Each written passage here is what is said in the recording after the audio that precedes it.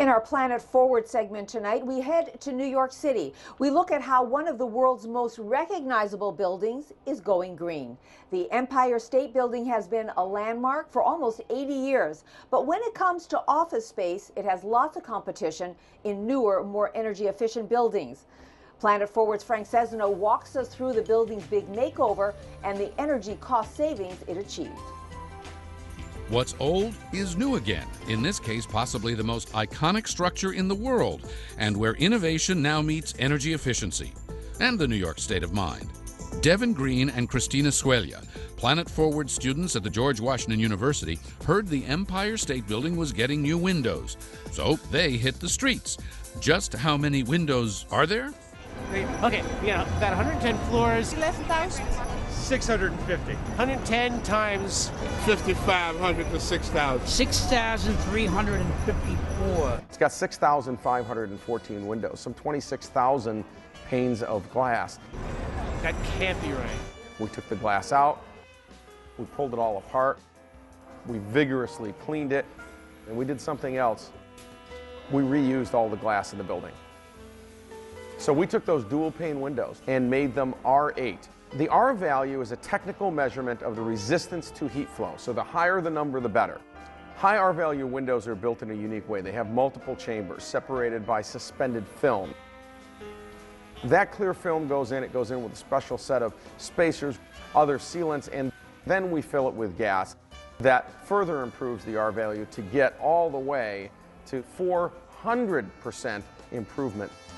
Suresh says the renovation can save about $410,000 a year in energy costs. Commercial buildings are about 18% of our total energy use, so it's a pretty significant slice. The median lifespan of a commercial building in the United States is something like 70 years. We have to look at things like retrofitting because we already have a lot of our commercial buildings and we want to keep using them. Retrofitting for energy efficiency is not new.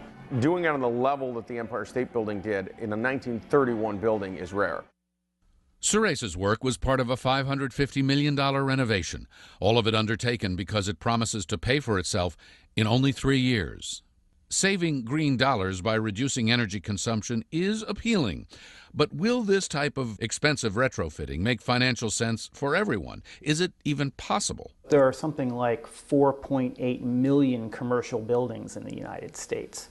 And as of 2007, I think only 4,000 of them met the Energy Star requirements. All buildings together, residential and commercial, actually produce more greenhouse gases in the United States than vehicles do. This high-profile project has gotten a lot of press, and the students' video drew reaction on Planet Forward. Green for green's sake only appeals to those who are already green, writes Greg. However, to be truly successful, you need to appeal to the masses, not just the choir. Suresh says the tenants are happier, vacancies are getting filled, everyone pays less for energy, and we're saving the planet. If a 1931 building can do this, so can everyone.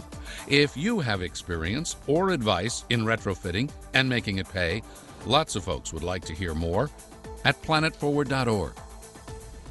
Frank Cesano joins us now. You know, Frank, that was a fascinating story about the Empire State Building. It makes you wonder that if the Empire State Building can do this, can this also be done at other buildings and most other buildings across the United States? Well, most other buildings need it because a lot of them are old. In New York alone, something like more than 40% of the office space there was built before the end of World War II, and buildings in New York represent 80% of the energy used there. The total renovation project, by the way, at the Empire State Building is going to save more than $4 million a year. So there's a lot of savings to be had. Now, you were telling me that when most people think about saving on energy, they think of cars and ways that you can have fuel economy. You're saying that we need to think more about buildings. Absolutely. Buildings represent something like 80%, as I said, in New York, of the energy used across the country. The number is overwhelming, and there are so many places in a building to save energy, in the windows, in the insulation, in the heating, in the cooling. So if there's an older structure, there's almost no question that substantial energy savings can be achieved. All right. Well, I know that Planet Forward is working on more ideas to boost energy efficiency. How can our viewers participate? Well, come to Planet Forward. planetforward.org. We're looking for your ideas. They might end up here on Nightly Business Report. They might end up on a special on PBS around Earth Day this year. So we're looking for the best ideas and bring them to us. Okay, we got to run. We'll see you next month. We've been talking with Planet Forward's Frank Sesno.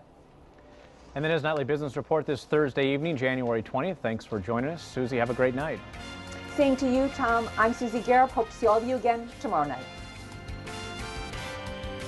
Nightly Business Report is made possible by